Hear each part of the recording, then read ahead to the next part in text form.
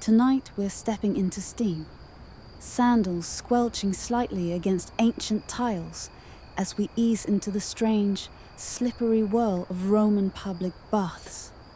You hear voices echoing off marble walls, water splashing, and somewhere, someone is arguing about poetry while flexing dramatically near a statue of Apollo. The air smells faintly of olive oil, ash, and ambition. This isn't just a bathhouse. It's a Roman institution, a daily ritual, a social stage, a place where the rules are strict, strange, and often unspoken. You probably won't survive this, not because it's dangerous, but because everything, from how you undress to how long you loiter by the hot pool, is a subtle performance. And one wrong move, you're not just embarrassed, you're practically barbarian. So, before you get comfortable, take a moment to like the video and subscribe, but only if you genuinely enjoy what I do here. Now dim the lights, and let's ease into tonight's journey together. You're standing at the threshold of the thermae, the grand Roman public baths. It's late afternoon, and the sun is casting golden lines through the colonnaded entrance. The sound of rushing water and the distant clatter of sandals on mosaic floors fill the air. You take a step forward, but already you've committed your first error. You didn't salute the doorkeeper. Yes, that stern man lounging by the threshold isn't just decorative. He's the ostiarius, gatekeeper of etiquette, an enforcer of who gets in and when. Forgetting him is like ghosting the host at a dinner party. He doesn't stop you, but he makes a note. And you? You've already lost points with the crowd behind you. Inside, it's a humming chaos of bodies, steam, and structured disorder. The Roman bathhouse isn't a free-for-all. It's more like a theme park crossed with a wellness retreat, wrapped in layers of social pressure. There's a flow to it, an expected path through a maze of rooms, each hotter or colder than the last, each with its own rules. Historians still argue whether the entrance was a universal experience or varied drastically between classes. But most agree, you don't just wander in. You arrive with purpose, ideally having paid your fee, which could be a small coin, or, if you're wealthy enough, absolutely nothing, thanks to a patron who covers the costs to show off. As you shuffle forward, you're struck by how crowded it is. Bathing in ancient Rome is anything but private. You're immediately part of a living fresco. Men of all ages, shapes, and scents, moving through space in a carefully orchestrated chaos. The temperature inside rises with every step, and your tunic is starting to cling. A slave approaches. Likely not yours, but he eyes you anyway, just in case you forgot to bring one. He offers no greeting, just a grunt and a gesture toward a darkened archway. You follow, passing a carved sign that reads, "Hic cala est bonus." Here, the heat is good. You finally enter the apoditerium, the changing room, and it's not what you expected. It's as loud as a market, filled with men stripping with the seriousness of soldiers. Wooden cubbies line the walls like tiny shrines, some stuffed with rolled togas, others attended by slaves who hover protectively. The scent here is oddly pleasant, somewhere between cedarwood, beeswax, and suspiciously strong perfume. This space is the first real test. Do you know how to undress properly? Because yes, there's a technique. The outer tunic comes off first, gathered and folded, not just flung aside like you're a Greek dramatist in a bad play. Then the undergarments, if you're wearing any. Many don't. Modesty in the Roman world is a slippery concept, especially in steam. You look around and try to mimic the motions. One man next to you has layered his clothing in perfect sequence atop a folded cloak. Another wears jewelry on a string around his neck, tucked inside a sandal. You see a young man hide a small scroll beneath a cushion. What's in it? No one knows. Maybe it's a love poem. Maybe it's instructions for seducing the bathhouse attendant. These things happen. Suddenly someone claps. Not at you, thankfully, but to summon a slave. There are attendants everywhere, and some of them have the reputation of being thieves. Not pickpockets exactly, more like unmonitored curators. Leave your sandals unattended, and they might mysteriously walk away on someone else's feet. You find an empty niche for your things, vaguely worried someone might move them just to see if you notice. This is, after all, Rome, a city built on ambition and mild theft. Then comes the oil. You didn't bring any, but someone hands you a small vial, olive, infused with crushed laurel and possibly dreams. You're expected to slather it on before stepping into the bath proper.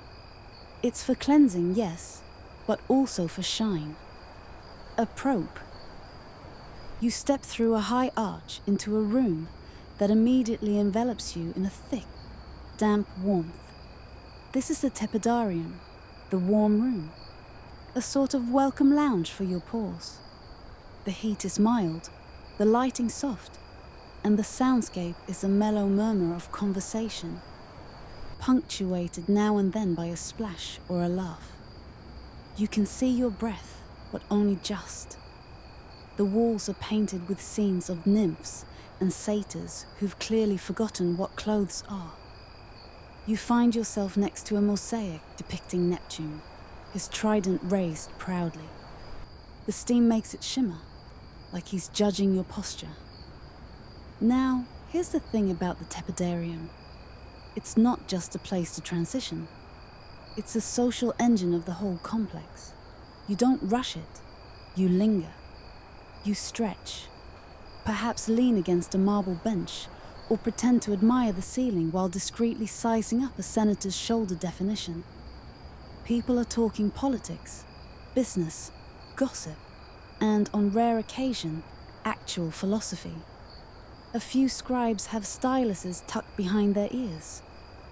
This is where deals are made and reputations maintained. Sometimes by simply having the correct ratio of chest hair to oil sheen. You find a place to sit, careful not to drip on someone's sandal. Your body is starting to relax, limbs uncoiling like vines in sun. The room is designed for that. Its domed ceiling traps heat, while the hypercaust system underneath, basically a Roman underfloor heater, sends gentle waves of warmth through the stone.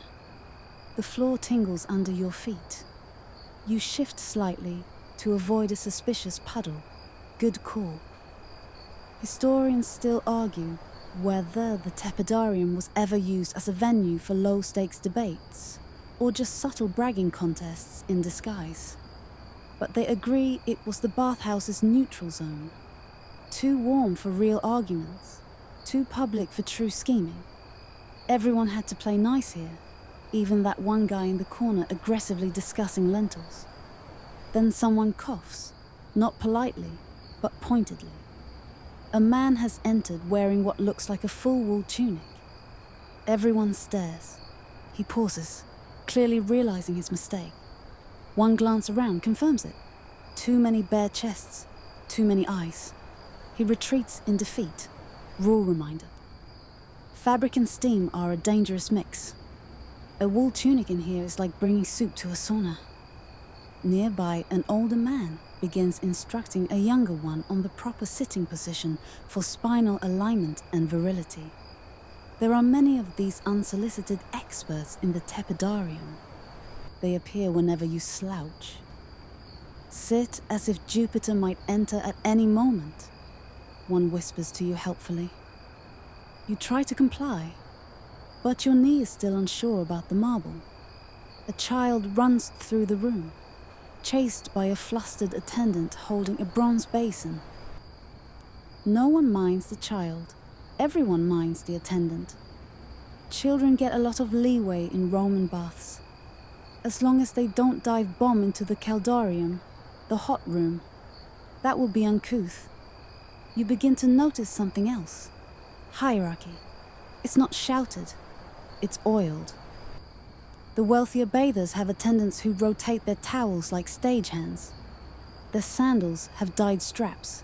Their oil smells faintly of cinnamon or rose resin. And their jewelry, carefully minimal, just enough to say, I can afford to lose this. Then there's the seating. Central benches are for those who wish to be seen. The corners are for those conducting subtle surveillance. The hottest part of the floor? Claimed early by men who want their calves admired. You're approached by a bathhouse attendant carrying a wooden tray with tiny clay cups. He offers one to you with a nod. Inside is a warm spiced wine, dilute just enough to be refreshing. You sip it cautiously. It tastes like watered down cinnamon with a whisper of vinegar. Somehow, it's perfect. Don't drink too much, someone mutters beside you. Or you'll faint in the hot room, like Publius did. You nod gravely. Poor Publius, whoever he was. There's a moment of silence. The room sighs collectively. For a heartbeat, it feels like the entire bath inhales as one organism, humid, fragrant, mildly judgmental, and exhales in quiet pleasure. You're starting to feel it now, the Roman magic. Your limbs grow heavier. Your worries feel far away. The clamour of the forum, the dust of the streets, forgotten. A man stretches next to you, cracking his knuckles in a way that would terrify a modern chiropractor. Ready for the hot room? He asks no one in particular. Everyone ignores him. The bravest few rise and make their way toward a doorway framed in bronze. The heat pulses from it like an exhale from a furnace. You follow, and as you step into the next chamber, the caldarium, you are met with a wall of heat that nearly buckles your knees. The air smells of cedar, sweat, and something metallic. Maybe the bronze fittings, maybe your resolve. The hot room is not for the faint of heart or the faint of skin. Here, the tiles can scorch. The benches hiss under damp bodies. There's a pool at one end, steam rising like a summoned ghost. You tread carefully, like a cat unsure about puddles. A man nearby sighs contentedly, his skin practically cooking.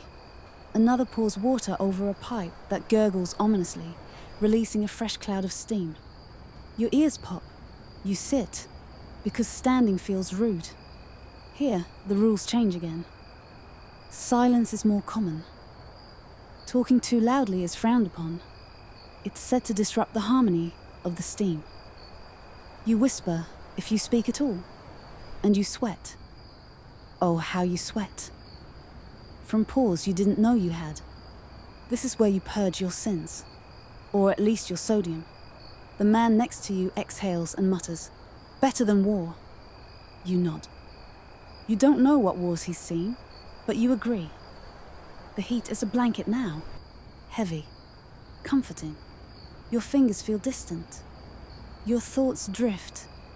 And somewhere, distantly, someone begins humming what might be a hymn or a drinking song. You close your eyes, and the hot room holds you like a story. You last about 4 minutes before your brain starts whispering that you may, in fact, be melting. The caldarium is beautiful, yes, but also like standing inside a heavily perfumed bread oven. Your skin hums with heat, your eyelashes feel sticky, and your spine is contemplating early retirement. So, you rise. Not dramatically. Drama in the hot room is poor form, but with the weary grace of someone who knows they're about to be scrubbed like a clay amphora after a particularly raucous symposium. You make your way toward the next station of the bathing ritual, the scrubbing slab, a long stone platform known as the strigillarium, or sometimes just the scraping place, by those who lack poetic flair. It's here where rules multiply, but towels do not. You lie down cautiously, and an attendant steps into your peripheral vision. He holds a curved bronze tool, the strigil. Think of it as a cross between a back scratcher, a soup ladle, and an oddly specific threat. It's not for cutting, but for scraping, used to remove oil, dirt, dead skin, and quite possibly regret. This is where the Roman bath goes from spa day to exfoliation ritual, overseen by a cheerful torturer. The man doesn't speak. He simply pours olive oil, warmed blessedly, and begins to rub it into your skin. It feels nice. For about 12 seconds. Then the scraping begins. The strigil, dulled from use, but still cold in places, is drawn across your limbs in firm practiced strokes. It squeaks. It rasps. It makes noises no body part should inspire. You try not to tense. Tensing is frowned upon. Tensing implies you're unfamiliar with suffering disguised as luxury. Now here's the odd part. Romans don't use soap, not in the way we think of it. Oil and abrasion are the standard. The belief is that the oil lifts the grime, and the strigil removes it all, leaving the body polished, like a statue of Apollo that's seen some things. Historians still argue whether this process was more symbolic than sanitary. Was it about hygiene, or about feeling renewed in the eyes of society? The answer is probably yes. One thing's certain, a well-oiled scrape is the Roman equivalent of a reset button. Physically harsh, socially crucial. You're scraped in silence, save for the occasional squelch of a well-oiled cough. The attendant's expression remains neutral, focused, serene, like a monk of the blade. Some attendants talk, others whistle. Yours hums an old marching tune and makes a sound of approval when a particularly stubborn patch of grime yields. You try to make conversation, but he just raises an eyebrow and continues. Apparently, small talk is another modern invention. When he finishes, he tosses the used oil and debris into a bronze basin, wipes the strigil on a cloth, and gives you a perfunctory nod. You are released. You wobble upright, your skin now both raw and luminous. You pass a man who seems to be reapplying oil himself. He's using a tiny jug shaped like a satyr's head. His companion is applying perfume behind his ears, which he offers with the seriousness of a priest anointing a sacred calf. Smelling good, in Roman terms, is not just personal care, it's social duty. The blend of sweat, oil, and perfume creates a kind of personalized incense that floats around you like a resume. Citrus, cedar, myrrh, sometimes a dash of frankincense if you're feeling financially reckless. There's a man in the corner selling scent oils from tiny glass vials. He has a line. You overhear someone ask if he has anything less Etruscan. He says no. Next, you step into a quieter chamber. This one far less steamy, lined with cubbies and benches. This is a destrictarium, the cool-down area. You don't sit yet. You pace, slowly. It's important to let the blood return to your extremities gradually. A man once tried to jump from the caldarium straight into the cold plunge pool. Legend says he hiccuped for days. And now, at last, we come to the pool. The frigidarium, a wide marble-lined basin filled with what feels like melted snow and revenge. The water glistens under soft light, filtering through high windows. It's very still, unnaturally still, like it knows what it's about to do to you. You approach. The stone beneath your feet is slick. Someone just ahead of you dips a toe, turns pale, and decides to skip it. You press forward, You have nothing to prove, but also you have everything to prove. You take the plunge. The cold is immediate and complete. It steals the breath from your lungs and the thoughts from your mind. For a moment, you're nothing but a creature of skin and goosebumps. Your arms flail. Your spine becomes aware of its own vertebrae. And then strangely you feel alive, sharpened, clear, like a well-struck coin. This is the Roman paradox. After all the heat, the oil, the scraping, it's the freezing water that delivers the clarity. You stay in just long enough to feel your heartbeat settle, your skin calm. A man floats nearby with his eyes closed, his arms outstretched like he's reenacting the death of a minor god. No one splashes. This pool is sacred in its own shivery way. When you finally emerge, your limbs are jelly, but your thoughts are orderly. You towel off gently with a linen cloth that smells faintly of lavender and age. A child watches you with admiration, or possibly pity. You can't tell. Children are mysterious. You sit again in the cool-down room, and someone brings you a honeyed date wrapped in a fig leaf. You chew slowly. It's the best thing you've tasted all day, possibly all year. You're beginning to see the rhythm now. The cycle of extremes: hot, cold, scrape, soothe. Roman baths aren't designed to pamper. They're designed to purge and rebuild. Like a reset for the body, the mind, and whatever ego you left at the door. And in this moment, slightly sore, slightly glowing, you finally understand the most important bathhouse rule of all. Everything has its place, and that includes you. You're not done yet, not by a long shot. Emerging from the cold plunge, your skin taut and tingling like freshly sanded cedar, you might assume it's time to dry off, head home, and contemplate the meaning of exfoliation. But the Roman bath experience isn't a straight line. It's more of a leisurely labyrinth, where wellness is pursued in slow, winding loops. And next on your path is the tepidarium, the warm room. Think of it as a transitional cocoon, not as punishing as the coldarium, nor as aggressive as the frigidarium. This chamber exists to soothe, soften, and settle. The moment you step inside, the air wraps around you like a freshly baked loaf. It smells faintly of pine resin, old marble, and rose oil. A few sleepy bathers recline on stone benches, half wrapped in towels, eyelids heavy. A man snoozes with one sandal dangling from his toe.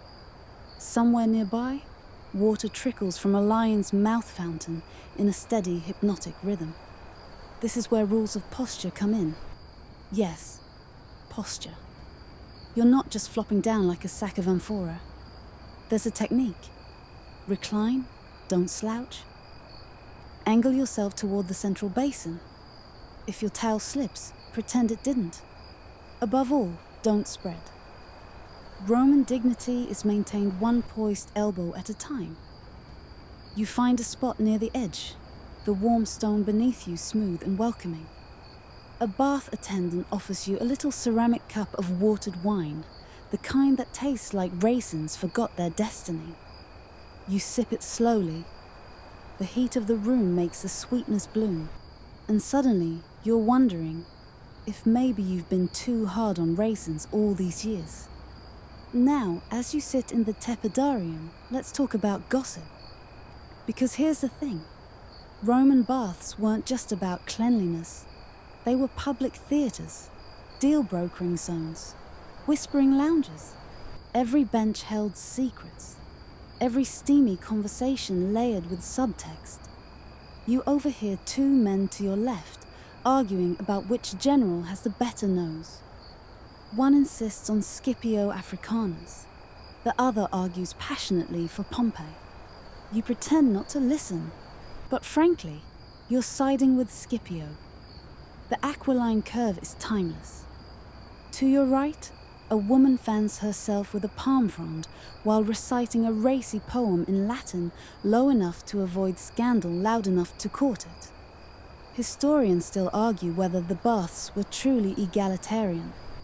Were they open to all, or did class still dictate your comfort level? The answer, as usual, is complicated. While anyone could, in theory, enter, the type of bathhouse you frequented and the time of day you went spoke volumes. Senators bathe early, merchants midday, labourers in the evenings, if at all. You, however, have chosen the blissful mid-morning slot. That golden hour when the serious scrubbing is done.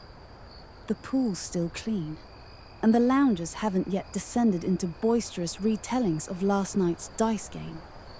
The tepidarium has no rush. This room encourages lingering. And here, another unwritten rule makes itself clear. You listen more than you speak. People discuss politics, carefully. They bemoan the cost of olive oil, mock the newest public statue, complain that Senator so-and-so's toga was audibly wrinkled. Every word is measured, like a well-sliced fig. And every now and then, someone makes a joke. A man across the basin launches into a short routine about the emperor's latest coinage. How the nose is always too heroic, and the eyes are suspiciously fish-like. Laughter ripples. You chuckle too. It's polite, and also, it's kind of true. Roman humour in bathhouses was its own genre. Gentle mockery, body jokes, puns so bad they circled back around to brilliance. A favourite format involved pretending to be a senator, but using ridiculous metaphors.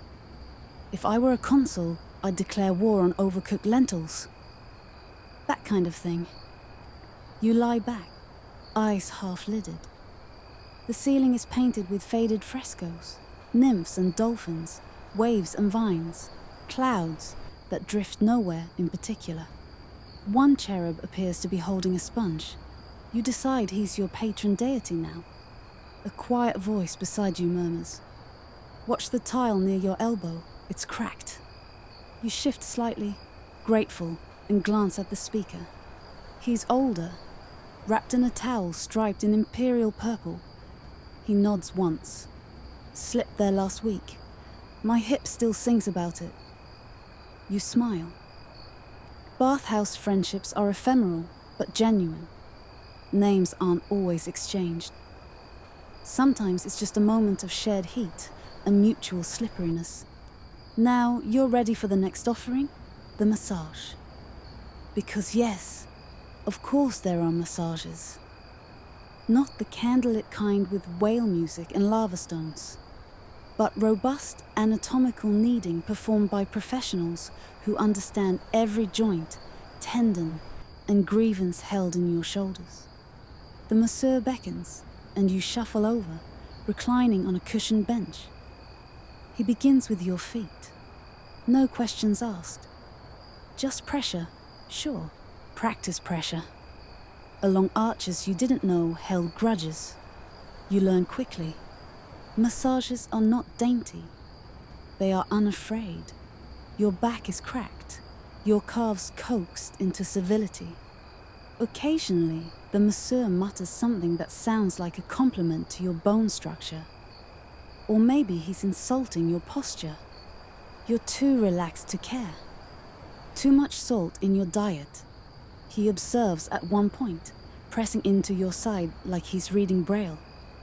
You eat too many fish sauce pastries. He's not wrong. Massage oils are selected based on the season. Today, it's a blend of myrtle and sesame, warm to the temperature of a sleepy cat.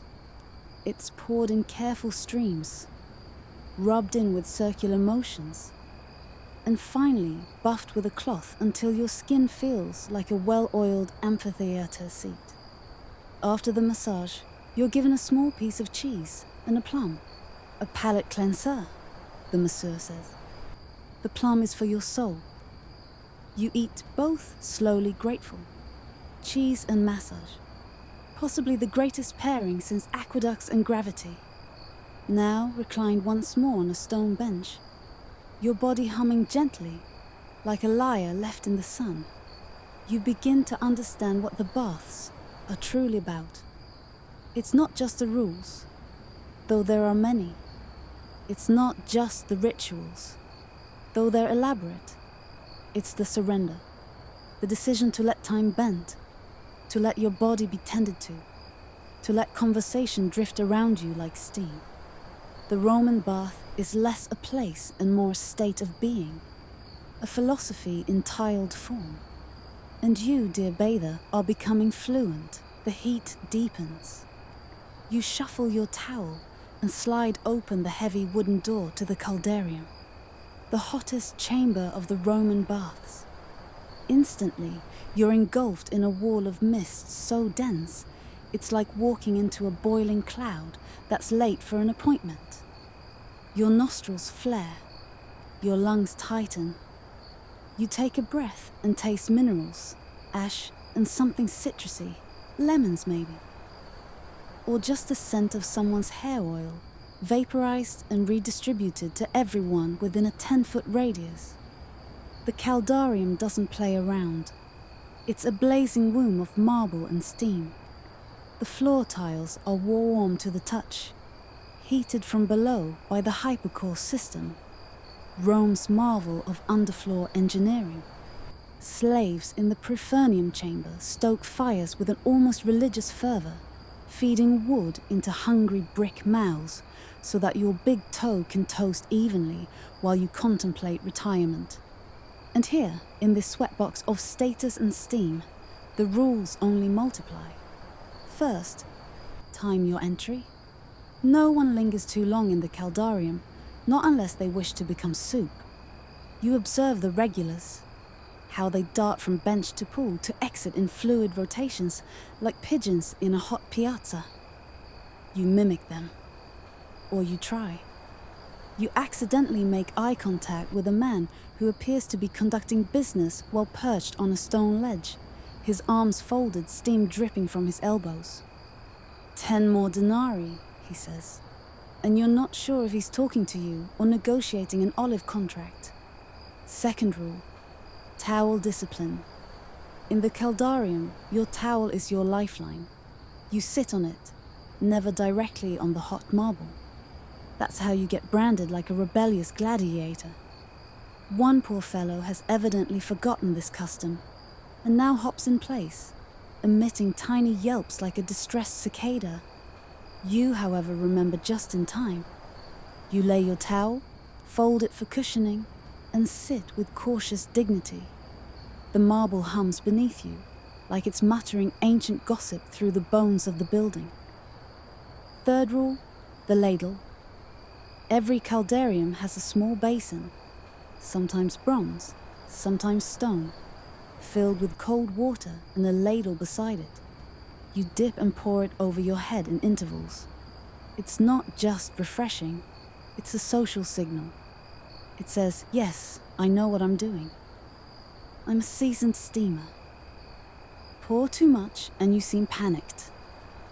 Pour too little and you'll faint like a neglected poet. You find your rhythm.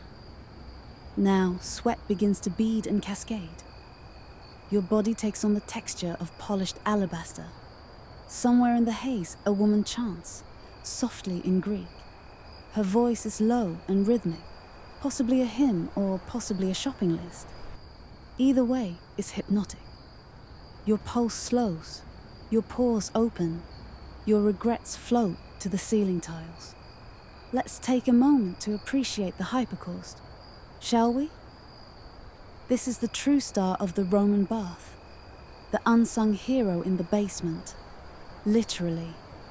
Invented in the 1st century BCE, the hypercaust system pumped hot air beneath raised floors and through hollow wall spaces, turning entire rooms into efficient saunas. It was the Roman answer to seasonal affective disorder. Cold outside? Not in here. Beneath your feet is a grid of brick pillars, like a tiny subterranean forest of fire, and above, Radiant warmth flows into your calves, your spine, your sleepy Roman brain. Historians still argue whether this engineering feat was borrowed from earlier Greek systems, or developed independently by a clever Roman named Sergius, who hated cold toes. The jury remains steam-logged. Now, as your vision adjusts, you start to spot the finer details.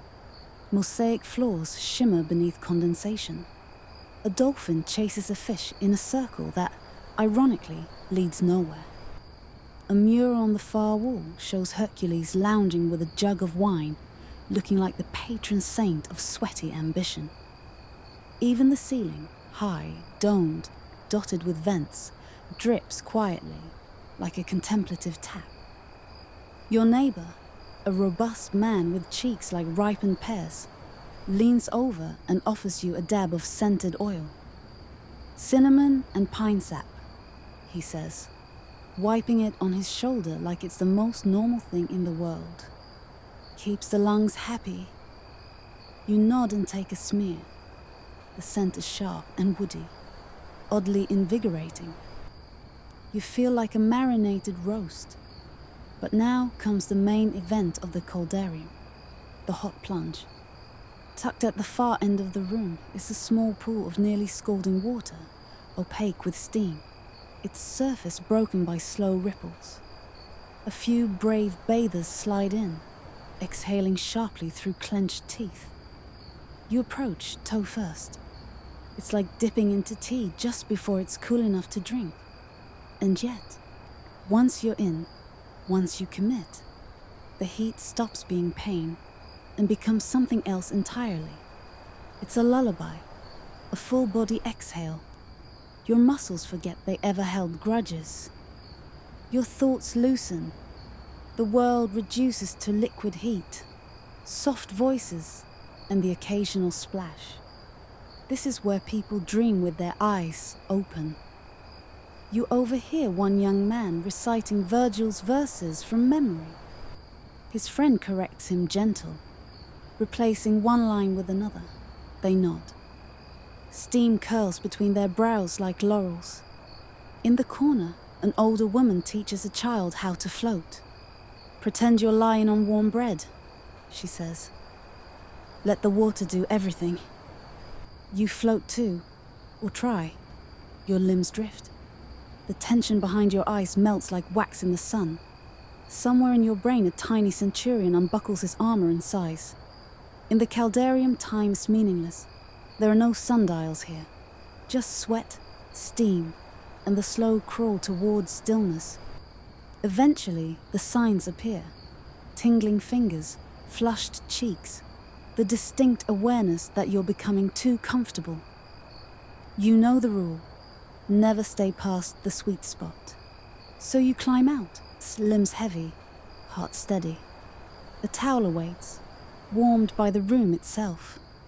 You wrap it around you and breathe deep. As you exit the chamber, someone claps you on the shoulder and says, "You lasted longer than most. Well done." You beam. A personal best. No fainting. No dramatic exits. You survived the Caldarium. You, my friend, are officially Roman enough to sweat for sport. You emerge from the steam like a boiled dumpling. Your towel clings to you in new and interesting ways. Your hair, what's left of it, is plastered to your skull, and your limbs move with the slow elegance of someone who has either reached enlightenment or is on the verge of a nap. Either way, you've made it through the Caldarium, but the bathhouse journey is far from over. You've sweated. Now you scrub. Welcome to the Strigil station. It's not a formal place, exactly. More like a zone, just beyond the steam and before the massage. Here, Romans begin the ritual of scraping and oiling, a strange and oddly satisfying routine that leaves you gleaming like a well-oiled amphora. First, you oil up. There's a low marble bench where jars of scented oils are set out. If you're lucky, they're still warm from the nearby furnace. olive oil is standard, but blends with lavender, thyme, or fennel are common among the affluent. One concoction allegedly contains crushed pearls, although that might just be an exaggeration floated by the bathhouse elite. You rub the oil into your skin, starting at your shoulders and working down. It catches the light, turning you briefly into a sun god, albeit one who's slightly out of shape and covered in towel lint. Then the strigil. Ah yes, the elegant implement of exfoliation. A curved bronze blade shaped like a narrow horseshoe. The strigil's not sharp, but it's firm. You, or if you're fancy, your paid attendant, draw it across your oiled skin in long, deliberate strokes, lifting away sweat, dirt, and dead skin. Think of it as a squeegee for your epidermis. You drag the strigil across your forearm. The sensation is peculiar, cool metal gliding over warm oil. It's half ticklish, half therapeutic. You watch little globs of goo collect on the blade's edge, a mix of oil and grime, politely referred to as smegma corporis. The term is Latin for bodily gunk, and somehow sounds no better in translation. This, believe it or not, was prized. Collectors, wealthy ones, were known to gather these scrapings. Why? Historians still argue. Some believe they were used in medicinal salves, perhaps rubbed on joints to ease arthritis. Others claim it was simply a vanity project. If a famous gladiator or charioteer scraped his sweat into a jar, fans would clamor for it like modern memorabilia. Imagine asking your local apothecary for a vial of Marcus Aurelius Essence, limited edition. Meanwhile, the rules continue. Don't strigil too close to others. The last thing anyone wants is a flying arc of stranger sweat in the eye. You keep a respectful distance. Watch your angle. Don't miss spots, or the attendant may helpfully point them out with passive-aggressive flair. And of course, clean your strigil after use. A nearby basin with vinegar water stands ready. You dip the blade in, give it a swish, then wipe it on a cloth that's already seen better days. Hygiene in ancient Rome is a fluid concept. By Roman standards, however, this is practically surgical precision. Now, as you reach for a fresh towel, someone sidles up and offers to strigil your back. Hard to reach, isn't it? They say. You nod. It is. This is one of those oddly intimate but entirely normal things in Roman baths. Strangers help strangers scrape. There's a sort of social equity in it. Class barriers blur here. A senator might strigil a merchant. A slave might be offered oil by a nobleman. Everyone is slippery and human beneath the steam. Even emperors did it. The Emperor Hadrian, it said, once got into a public spat over who was allowed to scrape him. His bodyguard took offense when a low-ranking official tried to help. "He's my back guy," the guard allegedly said. Paraphrased, obviously. As the last of the oil and residue is cleared from your skin, you begin to feel new, lighter, not quite reborn, but gently reissued. Now it's time for a rub-down. The massage area is less defined, just a quieter corner with padded benches and attendants who specialize in muscular mysteries. You lie flat on a linen-covered slab that smells faintly of rosemary and ambition. A wiry man with strong fingers begins to knead your shoulders. No words are exchanged. He simply presses, circles, presses again. Knots you didn't know you had release. Vertebrae click with the enthusiasm of a very small chariot crash. He moves down your spine, pressing rhythmically, almost musically, and you drift into that half-sleep where time has no edges. Every so often, the massage is punctuated by a slap. Not painful, just percussive. Roman massages often included rhythmic smacking, believed to stimulate circulation and keep your soul from drifting too far into the ether. Then comes a shoulder crack, a twist, a pop, a gasp. You think you've briefly glimpsed the underworld and also your childhood cat. You thank the masseur. He nods, already oiling his hands for the next guest. You sit up slowly, like an ancient tortoise emerging from a highly relaxing boulder. You're slick, shiny, and slightly dazed. Nearby, two older men are debating something about Galen's theories of the four humours. One insists that too much black bile makes you melancholic. The other claims that only goat bile matters. You quietly decide never to test either theory. This phase of the bath, scrape and rub, is perhaps the strangest to modern sensibilities. But to the Romans, it's essential. Cleanliness isn't just physical. It's spiritual, intellectual, emotional. You don't just rinse your skin. You slough off the day, the week, the empire. And now, you've done it. You're oiled, scraped, and thoroughly pressed. You move like a jellyfish in a toga. You've earned the final reward. The frigidarium awaits. But don't rush. That chill comes next. And it will wake you faster than a tax collector with a spreadsheet. You eye the doorway ahead like a cat considering a puddle. Beyond it lies the frigidarium, the cold room. And not, it's a little brisk cold. This is marble and stone. Goosebumps, instantly, shrink everything cold.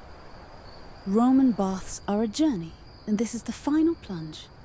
You've cooked in the caldarium, you've sweated, oiled, scraped, and been mashed like a garum fish. Now, it's time to seal the ritual with a shocking splash of clarity.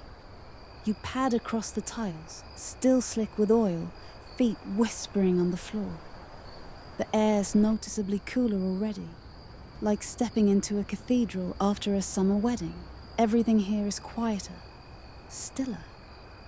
The echo changes. Even your breath feels more deliberate. And then you see it, a sunken rectangular pool, framed in pale stone. The water is glassy, motionless. Somehow, even its surface looks smug, like it knows exactly how cold it is and can't wait to tell you. You lower yourself in, very, very slowly. Toes first, then ankles, calves, knees. You try not to audibly gasp, but you absolutely gasp. A Roman bath may be public, but dignity is optional at this point. The cold hits like a tax audit. It rushes up your legs with icy confidence. Your skin tightens, your chest flutters. You descend the last few steps. Water now up to your ribs. You're a Roman. You're brave. You're absolutely not going to squeal. You squeal, quietly. The cold isn't just a temperature. It's a sensation that goes deep, cuts through your post-massage fog, and pins your soul back into your body. You're suddenly very aware of your knees, your lungs, your heartbeat. It's like pressing reset on your existence. This is intentional. The frigid plunge was always meant to jolt. Roman medical thought suggested it sealed the pores, locked in the healthful effects of the bath, and prevented illness. After all, you've just spent the last hour softening yourself into something approaching pudding. Now, the cold returns your skin to armor. Some even believed it sharpened the mind. One historian writes that lawyers would dip in before arguing a case. It makes sense. Nothing encourages clarity of thought quite like water colder than Neptune's handshake. And yes, there were rules. For instance, no loitering. The frigidarium is not a social hot tub. You don't linger, you don't chat. You certainly don't splash. It's quiet, dignified, meditative. You're meant to dip, cool, and rise again. Reborn. If you must converse, do so in low tones, like scholars debating the merits of beats. And don't forget the modesty cloth. Yes, Technically, everyone's nude. But in the frigidarium, it's common to drape a thin linen over the more expressive parts of the body. Cold does funny things to anatomy, and not everyone is eager to demonstrate that publicly. As you float, suspended in this icy stillness, your mind begins to wander.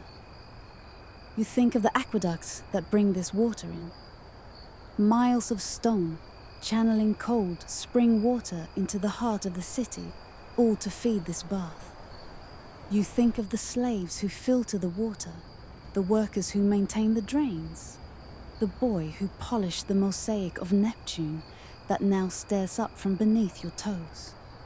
You consider how deeply infrastructure was entwined with luxury in Rome. Every bath was a display of civic engineering as much as personal hygiene, and all of it, cold water included, was meant to project the power of Roman life. Even the temperature of your soak was a reminder. Rome conquers even thermodynamics. But not everyone loved the cold. There's an old story about a general. Some say it was Sulla. Others claim it was a merchant from Ostia who refused the frigidarium, called it unnatural, preferred to skip straight to the wine. His friend joked that he feared shrinking into a raisin. Still, he lived to 80, so maybe he was on to something. Historians still argue whether regular cold plunges improved health or simply weeded out the weak. There's little consensus, but there's no denying the effect. As you emerge from the water, skin tingling and spirit strangely invigorated, you feel ready. Ready for what exactly? You're not sure. Taxes? Number philosophy? Maybe. Lunch? Definitely. You rise from the pool, droplets cascading off you like decorative pearls. You reach for a thick woolen towel, coarse but dry, and begin to wrap yourself like a returning gladiator. Somewhere in the distance, you hear the hiss of the Laconicum furnace being stoked, a reminder that the cycle never ends.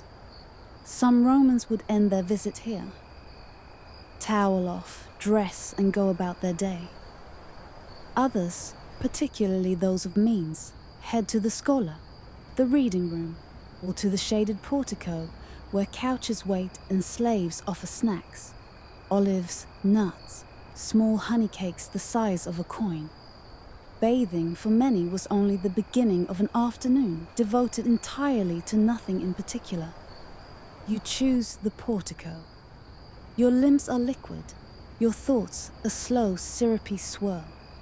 You recline on a woven chaise, eyeing a fig on a silver tray, and listen to the hum of a lyre being tuned somewhere nearby. The bath has ended, but the ritual has not.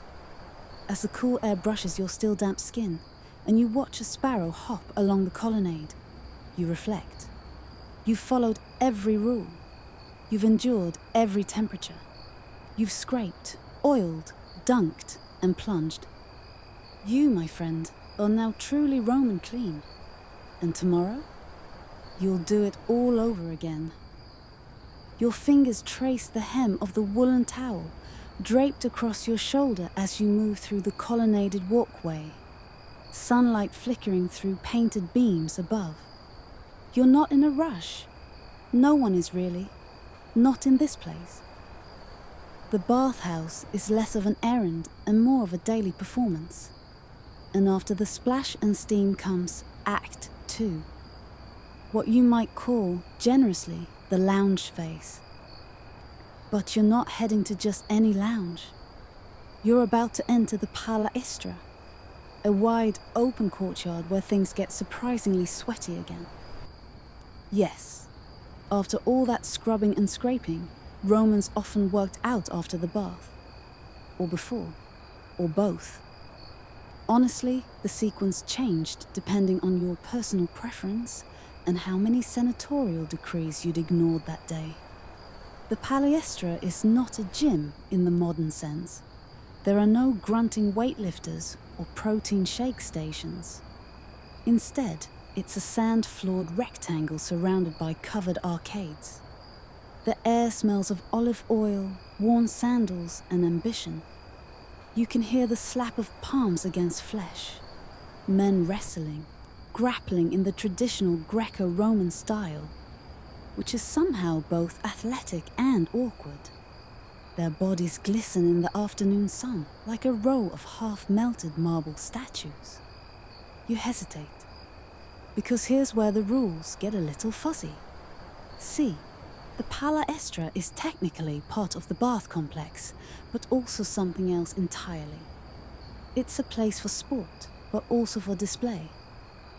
Young men come here to exercise, yes, but also to be seen exercising. You learn quickly that there's a very specific rhythm to the show. A few minutes of javelin practice, followed by exaggerated stretches near a column, and then a lot of dramatic sighing as you towel your brow. Sweat is social currency, provided it doesn't drip too obviously. Some visitors even skip the actual workout altogether, opting instead for resting poses with strategically tense muscles. Others bring pet birds to perch on their shoulders as they pace. No one questions it. This is Rome, after all. You pass a group of older men, retired senators perhaps, tossing a leather ball back and forth while discussing the price of fish in Hispania. There's a quiet rhythm to it. Throw, catch, grumble. Behind them, a teenager attempts to vault a low barrier with a stick and face plants directly into the sand. No one laughs. That would be cruel. But a nearby trainer mutters, "Too Greek," and moves on. You find a bench in the shade, one of those sturdy, low marble ones, carved with scenes of mythological sportsmanship. Hercules wrestling a centaur, perhaps, or Narcissus flexing for an audience of nymphs. You rest there, feeling your muscles re-solidify beneath your skin, the chill of the frigidarium fading like a dream. Now, about those rules. They're not written down anywhere, of course. That would be barbaric. But everyone knows them. Rule 1. Never outshine a superior. If a magistrate is present, you don't win at discus. You aim for dignified competence and let him land the hero shot. It's not just about sportsmanship, it's politics. Rule 2. Avoid excessive noise. The bath complex is a place of relative calm, and while a grunt here or there is excusable, anything that resembles shouting is frowned upon. If you do cry out, say, from a pulled hamstring, you must do so in Latin with decorum. Rule 3. Sandals stay off the sand, always. If you step onto the workout floor wearing them, you'll be stared at like someone who brought a fork to a soup duel. The barefoot approach is traditional, grounding, and makes for better grip when grappling with someone oiled like a dolphin. You observe a particularly spirited wrestling match underway now. 2 men circling each other, oiled, focused, trying to gain leverage without slipping. A crowd has gathered, murmuring approval. One man lunges too fast. He loses balance, tumbles, and skids backward into a bowl of figs meant for a retired general. A beat of silence. Then the general, without looking up, says, "Next time, aim for the olives." Polite laughter. It's not just men here either. While Roman bathhouses were usually gender segregated, or at least had separate hours, some mixed-use palaestrae did exist, especially in more liberal cities or during festivals. You spot a matron in stately robes supervising 2 boys practicing javelin throws. She critiques their posture with the same tone one might use to assess a poorly arranged mosaic. And over there, a philosopher, robes hitched high, attempts lunges while reciting Epicurean verse. It's unclear whether he's trying to exercise his glutes or his intellect. Possibly both. Historians still argue whether the palestra was more about health or status. Was it truly a place of training, or just another forum for social climbing? The lines blur. One source suggests some men hired body doubles to do the workout, then strolled in afterward for the attention. Another claims that certain sculptors camped out nearby, sketching bodies in motion for future marble commissions. You believe both. Eventually, you decide to try it. You step cautiously onto the sand, feel its warmth rise between your toes, and begin with simple stretches. Your joints pop, your limbs protest. You twist, reach, bend. A few glances flick your way, but no one pays too much attention. Good, that's the goal. You try the discus next. The disc itself is heavier than expected, rough in your palm. You wind up, pivot, and launch it, straight into a bush. A nearby trainer raises one eyebrow. Inspirational, he says dryly. You take it as a compliment. It's not about perfection here. It's about presence. You've dipped in every pool, followed every ritual, and now you're here, moving, breathing, being. You're participating in the strange, half-sport, half-theatre performance that is Roman wellness. And as the sun begins to dip lower, casting long shadows across the sand, someone rings a small bell. Lunch is being served in the atrium. Time to trade sweat for olives, games for gossip. You brush off the sand, sling your towel over your shoulder, and make your way toward the next chapter of your day. Because in the Roman bathhouse, the workout is optional. But the leisure? That's mandatory. You follow the scent before you see it.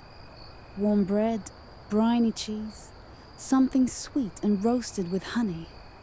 Your sandals whisper against the mosaic floor as you return from the palestra and pass back into the central halls. The transition from sun-drenched courtyard to shaded interior feels like slipping between chapters of a book. The light dims. The air thickens with the mingled aromas of lunch being prepared. Because yes, of course Roman bathhouses served food. Some even rival modern restaurants in scope and flair. Larger bath complexes, like the baths of Caracalla, had entire wings devoted to refreshment. Vendors with little wooden trays looped through the crowds, calling out their specialties. Dates stuffed with almonds, boiled eggs with garum, peppery chickpea mash, the Roman equivalent of finger food. Others set up shop in permanent stalls tucked between columns, offering sit-down meals for those in no hurry to return to the chaos of daily Roman life. You naturally are one of those people. You approach a shaded alcove off the main hall where cushions are scattered on a raised platform. A long, low table waits in the middle, already laden with the sort of things Romans pretended not to indulge in daily.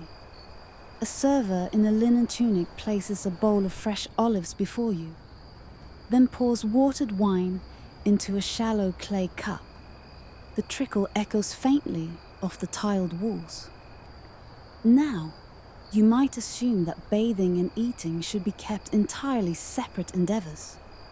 But in the Roman imagination, everything worth doing was best done communally.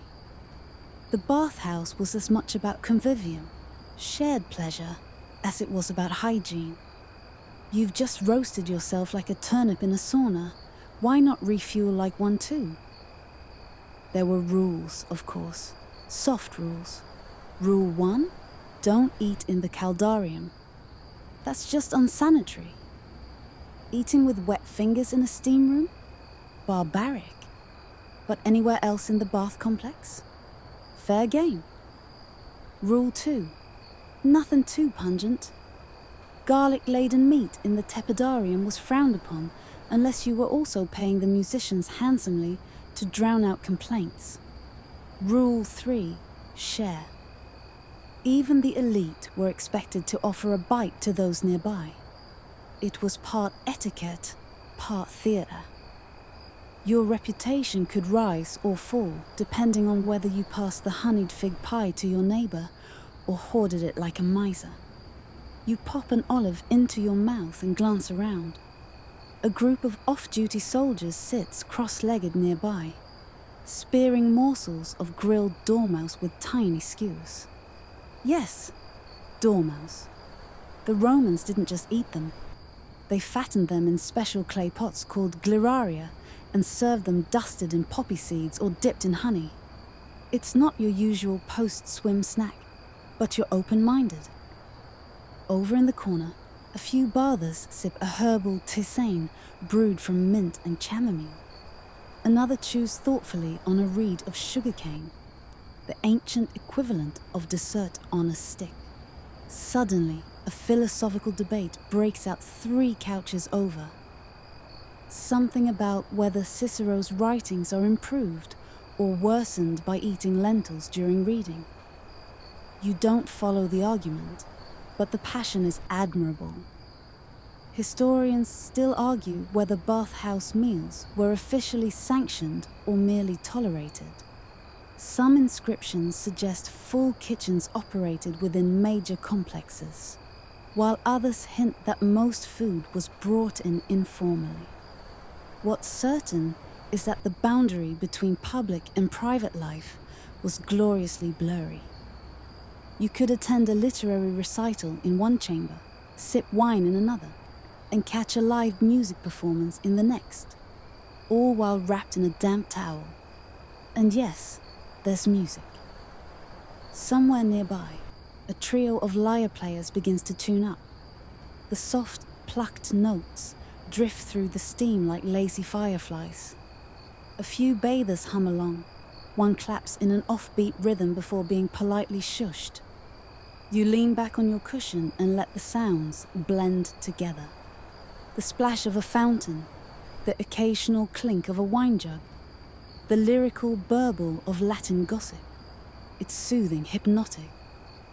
You could stay like this forever. And some people did. The bathhouse, for a certain class of Roman, was the day. You might rise, stroll to the forum for appearances, then head straight to the baths for breakfast, a light exercise, a soak, and then lunch with friends.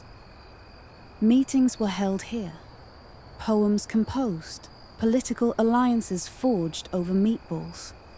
There are even accounts of legal contracts being signed poolside, one of which, amusingly, was smudged because the ink ran after someone leaned too close to the steam.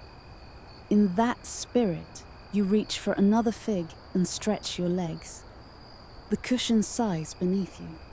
Somewhere above, a pigeon coos from a ledge, utterly unbothered by the gentle chaos below. The server returns with something new, a slice of honey cake drizzled with what might be date syrup. It smells incredible. You murmur thanks and take a bite. It crumbles softly, just sweet enough to lull your senses further. Just then, an older gentleman near you begins telling a story. He has the deep, sonorous voice of someone who probably used to lecture young senators or narrate military conquests. His tale, however, is about the time a friend of his accidentally brought pickled fish into the laconicum, the hottest, driest chamber of the bath, and ended up smelling like fermented regret for weeks. Everyone laughs gently. You imagine the scent. You imagine the unfortunate bather. You imagine the flies. And then you take another bite of cake. By now, your limbs have settled into that post-bath heaviness that whispers, "Don't go anywhere." Your shoulders droop, your jaw unclenches. Even your thoughts start moving in slow, drowsy spirals. This is the Roman dream, not just being clean, but being still, surrounded by stories, heat, and honey. Eventually, you rise, not out of urgency, but custom. It's time for a nap. Yes, the Romans napped in bathhouses too. Not everyone, but enough that designated napping chambers existed in the grander complexes. Draped in soft linens, with warm tiles beneath and cooled wine nearby, it was the ultimate indulgence. You nod to your fellow diners, pass through the colonnade, and head toward a quiet side room, lined with marble benches and hushed voices. Because after a meal like that, the only thing left to do is nothing. You wake up slowly, cocooned in linen, the faint scent of cedar and olive oil still in the air. Somewhere nearby, a servant is lighting a tiny oil lamp. A flicker of flame makes the marble floor glisten like moonlight on still water. You sit up, stretch, and remember, you're not at home. You're still inside the bathhouse. And now, you face your next Roman challenge, finding your clothes. This brings us to one of the most peculiar and overlooked aspects of Roman bathing: how people kept track of their garments in this bustling, clothing-optional wonderland. It was a problem that plagued even the most seasoned bather. And like all Roman dilemmas, it had its own unspoken rules. You shuffle toward the apoditerium, the changing room where this all began. It's still busy, voices low and sleepy now, as if the whole place has collectively agreed not to speak above a whisper after lunch. Shelves carved into the walls are lined with togas, tunics, sandals, and satchels. And of course, not a single identifying label in sight. Now, you might think the Romans had a foolproof system for this: a locker key, a chit, a numbered basket perhaps. Nope. They had the capsarius. This was your guy. Literally. A slave or freedman assigned to guard your belongings while you were off steaming, scrubbing, and gossiping. You'd hand over your toga, maybe a coin or two for safekeeping, and trust that when you came back, your clothes wouldn't have wandered off. You scan the room now, looking for yours. Your capsarius, a round-faced man with a gap-toothed smile, gives a sleepy wave from a bench and holds up your carefully folded tunic like it's a prize ham. Success. But not everyone was so lucky. Roman poets loved complaining about theft in the baths. Martial, always the drama king, wrote at least 3 poems grumbling about sandals, towels, and even hair oils being swiped while he wasn't looking. One satirical tale even tells of a man who left with someone else's cloak and promptly got beaten for it on the street because it bore a senator's seal. So yes, bathhouse fashion faux pas were a real hazard. Historians still argue whether the capsarii were official employees or independently hustling for tips. Some say they doubled as masseurs and oil rubbers. Others believe their real job was simply looking intimidating enough to deter casual pilfering. Either way, they were the unsung heroes of Roman cleanliness. You start getting dressed, easing back into your tunic, adjusting the folds of fabric that cling to you slightly from residual dampness. No fast zippers here, just careful wrapping, tying, and adjusting like some ancient burrito of modesty. Around you, the ritual repeats. Some bathers chat with their capsarii, thanking them or slipping them a coin. Others glare suspiciously at their sandals, wondering if they've shrunk. They haven't. One man insists that someone else is wearing his tunic, a claim that devolves into a tense toga-based standoff until an elder suggests they both try them on to see which fits better. Peace is restored. Now that you're clothed, you take a moment to observe the post-bath crowd. It's a curious sight. Hair still damp, sandals slightly askew, eyes glazed with the kind of bliss only warm water and cold wine can deliver. No one is rushing.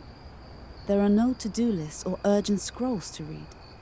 For these few moments, The bathhouse is a sanctuary, not just from dirt or sweat, but from expectation.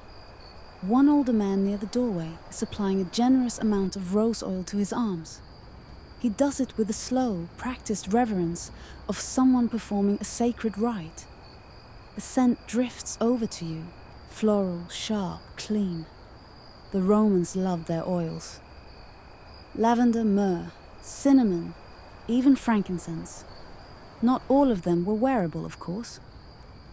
One concoction included crocus and goat fat, which you can only assume was best left to gladiators and very bold senators. You dab a bit of oil on your own neck.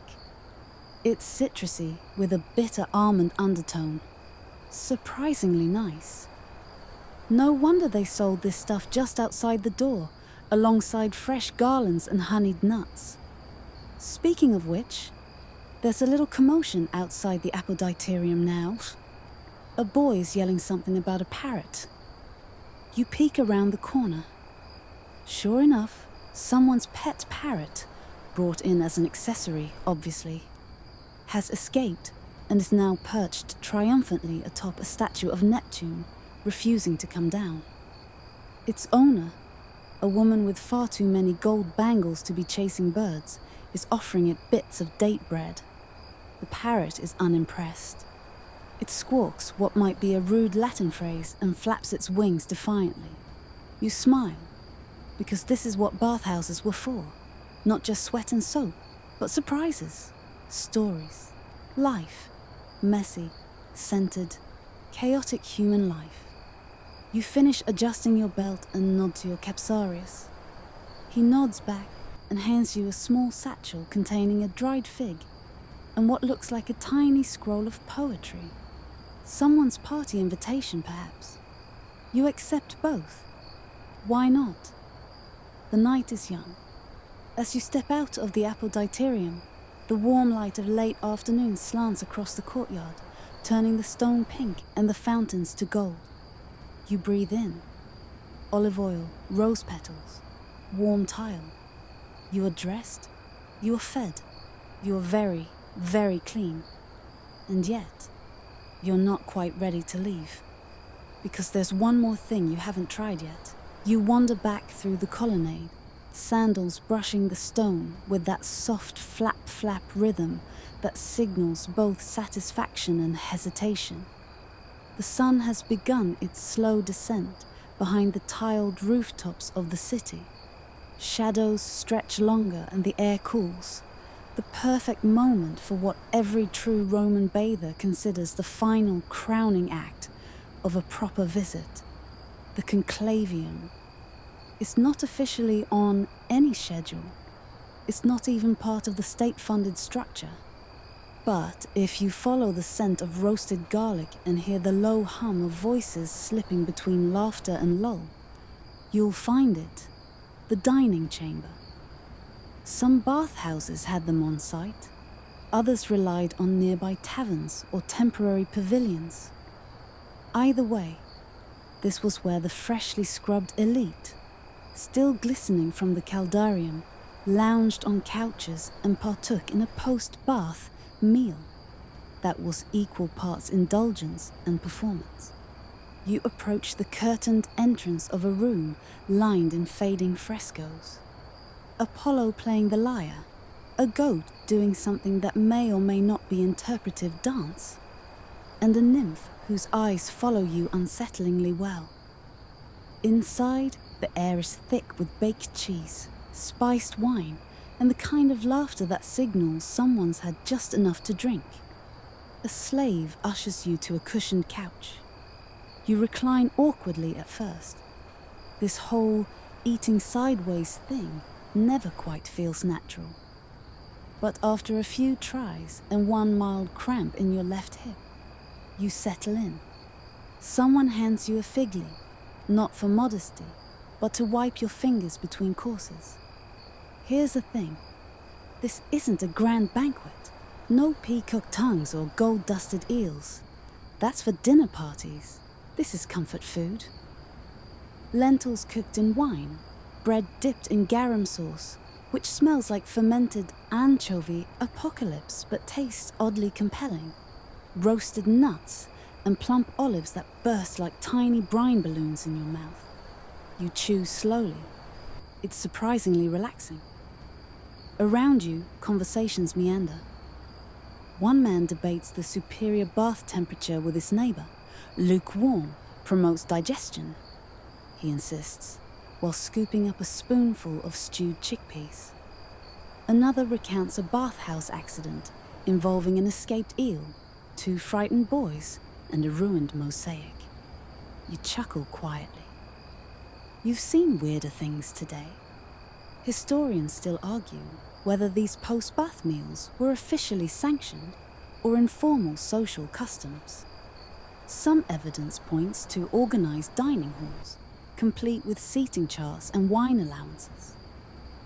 Others suggest it was more of a free-for-all, with people flopping onto couches wherever a cushion remained unclaimed. What's clear is that the bathhouse was never just about cleaning. It was a lifestyle center, a social hub, a networking vortex where senators, merchants, and toga-clad philosophers could all bond over pickled eggs. You sip some Molson, wine sweetened with honey and herbs. It slides down your throat like liquid velvet, tingling faintly with pepper and bay. You've had better. You've had worse. But right now, with your limbs warm and heavy, it might be the best thing you've ever tasted. There's a singer now, young, possibly 14, with a voice like rippling silk. He's accompanied by a reed player, whose tunic keeps slipping off his shoulder, much to the amusement of the older diners. You let the sound wash over you. Not in the "this is divine music" way, but in the "this feels like the warm part of a nap" way. A man offers you a slice of honeyed pear. You accept, because that's what you do here. You accept. You lean back, letting your head rest against the embroidered cushion behind you. This smells faintly of myrrh, and, less pleasantly, someone else's hair oil. You don't care. You could stay here forever. Just when you think you've reached the peak of relaxation, someone proposes a riddle. Riddles, like olives, are apparently standard bathhouse fare. "What has no mouth but always speaks?" he asks with a grin, wine sloshing in his cup. The answers fly fast. "Echo!" someone yells. "My mother-in-law!" another jokes. Laughter rolls through the chamber. It's not just the punchlines. It's the sound of people who've washed off the grit of their day and remembered for a few precious hours that they are more than their professions, debts, or sandal blisters. You close your eyes for a moment. You don't sleep. That would be uncouth. But you drift into that special Roman state of horizontal reflection, somewhere between dessert and dream. The flicker of oil lamps paints orange shadows on the ceiling. A slave carefully refills the wine jugs. Someone is whispering about a rumored new caldarium in Ostia with mosaic dolphins that spout steam. A nearby guest is dosing with his hand still on his fig leaf napkin. You could listen to this gentle chaos forever. But all good things, especially sticky roasted date pastries, must come to an end. The mood shifts slightly. Cloaks are gathered. Belts retightened. A few guests trade invitations to future feasts. One old man sneezes violently and is immediately offered a pouch of powdered garlic by his companion, who insists it prevents plague. You take one last sip of wine, one last bite of goat cheese wrapped in vine leaf, and then, reluctantly, you sit up. The air is cooler now. The night has arrived. But you're not cold, because in this strange marble sanctuary, this world of sweat, oil, stories, and mildly concerning garum, you've found something rare. You've found the art of feeling clean, inside and out. The evening darkens as you step outside the dining room, full but not stuffed, warm but not overheated, drowsy but just aware enough to keep moving. Roman twilight smells different. Olive trees release their faint, peppery scent, mingling with hearth smoke and the occasional waft of roasting barley from a street vendor's brazier. You begin your slow stroll toward the final wing of the bath complex, the exedra. Now, if you thought the dining was relaxing and the soaking was soothing, brace yourself. The exedra is where the real philosophers lurk. Picture a semicircular hall with a colonnade open to the evening breeze, marble benches curving inward like a pair of welcoming arms. Lamps flicker along the walls. A few dogs sleep near the columns. And in the center, a half circle of men in various stages of retirement, each one wrapped in a toga with the kind of practiced ease that says, "Yes, I've quoted Cicero unprompted." You don't have to join in, but you do, because you're curious, because you want to understand why, after a long lavish scrub and snack, the Romans choose to top off their night with logic puzzles. You ease onto a stone bench, adjusting your toga to avoid any unflattering folds.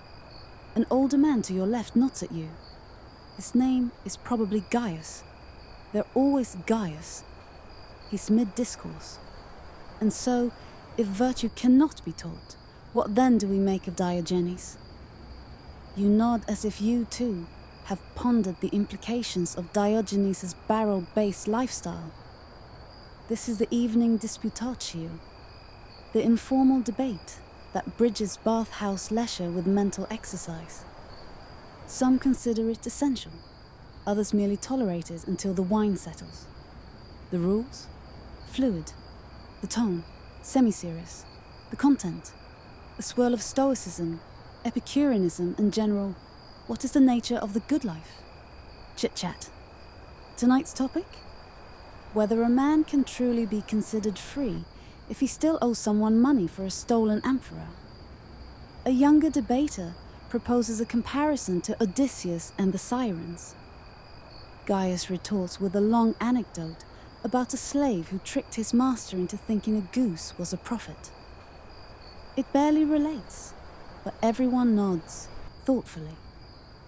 Historians still argue whether the exedra was an official intellectual forum, or more of an idle social custom masquerading as philosophy. The truth likely falls somewhere in between, a mix of schoolhouse leftovers and uncle-style rants. Still, it's oddly peaceful. You listen. Not because you fully grasp the argument. Your Latin vocabulary still stumbles on words like ontological, but because the cadence is soothing. Voices rise and fall in patterns older than the empire itself. They talk not to win, but to enjoy the act of pondering. Someone passes a small tray of candied almonds. Another man reaches under his bench for a clay flask and refills everyone's cups with watered wine. The communal rhythm is intact. Listen, sip, sigh, contribute. Then the debate takes an odd turn. A guest, a little too enthusiastic, insists that true enlightenment can only be reached through regular fasting in the caldarium. The group tolerates him politely, then redirects the conversation to safer ground. Which emperor had the worst haircut? Spoiler. It's always a tie between Nero and Domitian. At this point, someone brings out a game board. It's Ludus Latruncularum, a Roman cousin of chess, all strategy and tiny pebbles on a scratch grid. Gaius and his opponents start to play. Quiet murmurs resume. The air is filled with that rarest Roman luxury, unhurried time. You begin to understand why the exedra exists. It's not for showing off. It's not even for real intellectual breakthroughs. It's a soft landing at the end of a long multi-sensory day. A gentle exercise for the mind, now that the body has been steamed, scraped, fed, and soothed. A ritual of winding down. You lean back, letting your shoulder blades rest against cool stone. The sounds blur together, clicking game pieces, muttered Latin, the crickets starting up beyond the wall. You feel pleasantly out of place, like a time traveler who's not being interrogated, just politely included. And maybe that's the best part, because for all the hierarchy and unspoken rules of Roman bathing, who sits where, who oils whom, whose sandals get polished, the etc. dissolves much of that. Here, everyone's toga is wrinkled, everyone's breath smells faintly of fennel, and everyone is trying, in their own way, to feel a little smarter before bed. Someone next to you snores gently. No one wakes him. You wonder what he's dreaming of. Steam rooms, philosophers. Maybe just the sweet simplicity of fig cakes. The night deepens. The stars emerge, cautious but confident, peeking between marble columns. A breeze brushes your cheek, and for a fleeting moment carries the distant echo of a flute. Or perhaps that's just your mind filling in the lull. The final argument peters out. Yes, but even Plato admitted we cannot truly define justice. Everyone murmurs agreement, which is Roman for, let's not argue with Plato after the third cup. You smile, because somehow that makes sense. You rise slowly, nodding your thanks, and step out into the corridor. The torchlight behind you fades. Ahead the night waits, clean, federal, philosophized. You did it. You bathed like a Roman. The marble beneath your feet is cooler now, and the bathhouse grows quieter with each step you take. You're not alone. There are still a few stragglers, wrapped in linen or wool, wandering in a post-exhidrate daze. But the crowds have thinned. Even the most die-hard orators know when to call it a night. You continue your slow shuffle toward the final and perhaps most surprising rule of Roman bathing, the exit ritual. Because no, you don't just towel off and head home. Not in Rome. That would be like leaving a dinner party without praising the host's garum. No, exiting the bathhouse has its own protocol, subtle but real. You have to emerge not just refreshed, but visibly transformed. You must glow. You must waft the scent of civic virtue. The first stop, the unguenta room. Yes, that's right. You've been oiled, scraped, steamed, massaged, possibly sung to. But now it's time for a final fragrant flourish. A low, lantern-lit chamber where small clay pots of perfumed unguents, oils and balms await your final selection. Lavender, myrrh, rose, and that favorite of Roman gnosis, cinnamon saffron. You're encouraged to sample, to mix, to dab sparingly behind your ears and across your collarbones. Too much, and you're a parvenu trying too hard. Too little, and someone might think you bathed at a public fountain. You opt for a blend of chamomile and pine. Classic, understated. Forest adjacent. While you're gently scenting yourself, a boy offers you a small bronze mirror.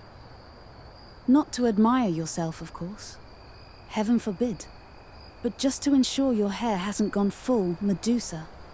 You tousle it back into place with a few flicks and hope you've landed somewhere between senator's nephew and mystery poet.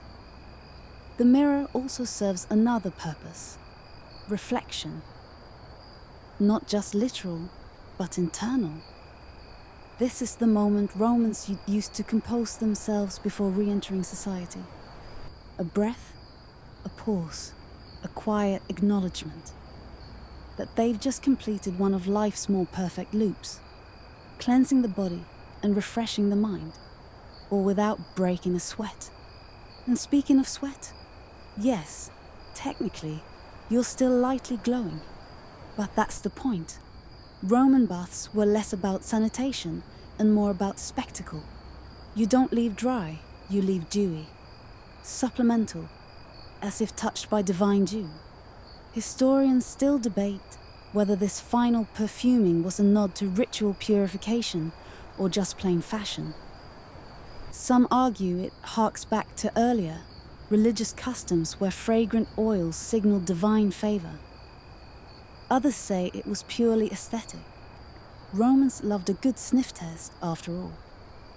Now, oiled and faintly luminous, you drift toward the vestibulum, the bathhouse's front chamber. Here, you return the items you borrowed: sandals, towels, the modesty cloth you never quite figured out. A smiling attendant takes your tokens and slips you a honeyed fig, a goodbye treat. Part snack, part bribe to return. You step outside, and the city greets you. The air feels different now, cooler, crisp with night. You're back on the paving stones of Rome, the bathhouse doors closing softly behind you. Lamps flicker along the streets. A few shadows drift past, likely other bathers returning to their domus or insula. You notice how the world seems slower out here, as if the city itself knows better than to rush you post-bath. Your skin still tingles, your joints hum with lazy satisfaction. You feel pleasantly weightless, and then you hear it, laughter. A group of young men, clearly just out of the same bathhouse, are arguing, mildly, poetically, about the merits of rosemary oil versus juniper. One declares that rosemary makes him feel like a general. Another claims juniper reminds him of his mother's kitchen. A third just shrugs and says he used both and now smells like a salad. You grin and walk on, passing a bakery shutting its shutters for the night. You catch the scent of fresh bread mixing with the last wisp of bathhouse perfume clinging to your tunic. You might be imagining it, but people seem to notice you, in a good way. Your hair is neatly curled, your skin is glowing, your walk is unhurried. You are, in short, the Roman ideal of a bathed citizen, polished, perfumed, and profoundly content. And that, perhaps, is the final strange rule of the Roman baths. The bath doesn't end when you leave the building. It ends when you re-enter the world and carry that calm with you. Because Rome is noisy, chaotic, full of politics, markets, and unpredictable donkey traffic. But if you can emerge from that steam and ritual and still glide through the night with olive oil on your collarbone and a philosophical quote in your head, you've mastered something the Romans valued deeply. Not hygiene, not health, grace under marble. And maybe, as you walk home, passing a temple on your left and a fountain on your right, you begin to feel it, that unspoken dignity the baths were meant to restore. A sense that, yes, the empire may crumble someday, but tonight, you have soft skin and sandalwood on your wrists, which frankly is enough. You turn a corner and the familiar hum of city life resumes. A donkey cart rattles by, and somewhere in the distance, a street poet is reciting questionable love verses to a mostly indifferent cat. But you're still floating a few inches above it all, because you just survived the Roman bathhouse. And that means you now understand the final least spoken rule of all. You must behave as if the entire experience transformed you. And in a way, it has. But wait, you're not done yet. There's one more thing, something a little unexpected. It's easy to assume the baths are all pleasure and politics. But there's a darker layer, one last weird Roman twist. You might be watched. That's right. Beneath all that marble and mirth lurked an invisible eye or two. Not in a sinister Orwellian way. Rome didn't have hidden cameras, obviously, but in the sense that the bathhouse was always a stage. A place where who you were and how you bathed could land you a marriage proposal or a political scandal. See, The rules didn't stop at sandals or unguents. They extended into how you reclined, whom you spoke to, how long you spent in each room, even how enthusiastically you doused your companion in cold water during a joking splash fight. You think that's just playful teasing? Not in Rome. That could be read as either flirtation or veiled insult, depending on the trajectory. The rule was, always appear composed, yet effortlessly convivial. Naked? Yes, but never vulnerable. And this is where things get trickier, because not all bathers respected the unwritten code. You pass a group of older men lounging on a bench outside the baths, murmuring about a certain senator's son. Too loud in the tepidarium, one whispers. Didn't even dry between his toes, another adds, scandalized. It's all very serious. After all, Rome's real gossip doesn't happen in the Senate. It happens in the steam. Historians still argue whether the bathhouse was truly a great equalizer, open to all citizens regardless of status, or just another performative arena where reputation was polished along with one's elbows. Evidence suggests it was a bit of both. Technically, most Roman citizens could attend, but in practice, it helped to have the right friends, or at least a good set of pectorals. Still, you can't help but think about all the minor social dramas unfolding beneath the surface. The merchant angling for a senator's favor by sharing his imported Egyptian loofah. The ex-gladiator turned masseur who knows everyone's secrets because he hears them whispered during back rubs. The widow who always picks the most flattering lighting near the frigidarium pool and mysteriously receives 3 marriage offers a year. It's a theater of moisture, basically. And you're just beginning to realize how many bathhouse stories probably never made it onto papyrus. The impulsive kisses stolen in vapor. The stolen sandals swapped as pranks. The heated debates about the best fish sauce shouted while ankles deep in the sudatorium. Then there were the silent protesters, those who deliberately broke the rules. The philosopher who refused to oil himself because he believed in natural odor. The young rebel who wore Greek sandals as a political statement. The teenage girls who sneaked in dressed as boys just to see what all the steam was about. Legends, all of them. But there's another form of breaking the rules too. Not scandalous, just deeply Roman. It's the one you're committing right now. Because instead of hurrying home, you're lingering, strolling, letting the bath's afterglow last longer than strictly necessary. You pause by a pillar, run a hand along the cool stone, and stare up at the night sky. Jupiter gleams faintly overhead, and you wonder, would the gods have approved of eucalyptus oil? You cross the street slowly, passing a papina that smells like grilled onions and regret. Someone inside shouts something about garum and cheating at dice. It's comfortingly chaotic. But your pace doesn't quicken. You're still tethered to the baths, trailing steam haunting your soul like a comet tail. A small boy rushes by carrying a basket of herbs. Mint, thyme, marjoram. Likely for a rich man's pillow or a lover's stew. His tunic is dusty. His sandals slap unevenly against the stones. He smiles at you without stopping. You smile back. That's another strange side effect of the Roman bathhouse. A kind of openness. As if cleansing your pores also unknots something else. You're softer now, slower to judgment. More willing to be amused by life's little absurdities. Like the way 2 cats are currently having a very diplomatic staring contest near a statue of Minerva.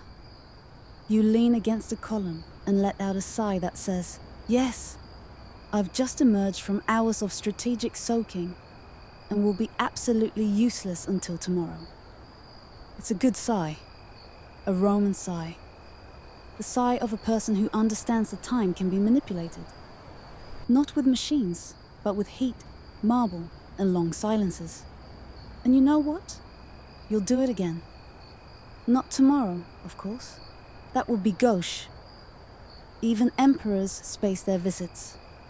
But next week, you'll find your way back. Maybe try a new oil. Sit on a different bench. Whisper a compliment to that one athlete who always chooses the marble basin with the dramatic lighting. You've learned the rules now, after all. But as you begin the final stretch home, sandals scuffing gently against well-worn stone, you realize something else. The real rule, the one not written down, is this. When you leave the bathhouse, you must carry the stillness with you. Not just in your muscles, but in your mind. Because Rome won't stay quiet for long. The city will roar again tomorrow, with all its usual ambition and clamor. But for tonight, you have silence in your bones. And somewhere, in the echoes of that final splash, you hear something ancient and soothing whisper back. You belong here. You reach your doorway just as the sky turns a velvety shade of indigo. A few lazy stars beginning to flicker, like the tips of extinguished torches. Your hands still smell faintly of lavender and smoke. The towel draped over your shoulder has dried to a gentle stiffness. And your mind feels like it's been rinsed clean, wrung out, and carefully folded. Inside, your modest domus greets you with familiar shadows. A flickering oil lamp, a half-read scroll. The wooden stool that creaks like an old friend. You sit. Not out of fatigue, but because sitting feels different now, earned, luxurious, like something you've trained for. And this is where the final rule of the Roman bath experience comes into play. Integration. The transition from bathhouse to life, from steam to stone, from communal ritual to quiet solitude. The ancients didn't name this moment, but you feel it in your limbs. It's the glide back into the ordinary, made strange and sacred by contrast. You sip a bit of watered wine, just a touch. The aftertaste of fennel lingers, thanks to that oddly enthusiastic oil boy who insisted on a splash of mystery. You smile, and then perhaps, without realizing, you begin to stretch. Just a slow, full-body reach toward the ceiling, the kind that reminds you your spine exists. In that moment, the whole day begins to rearrange itself behind you.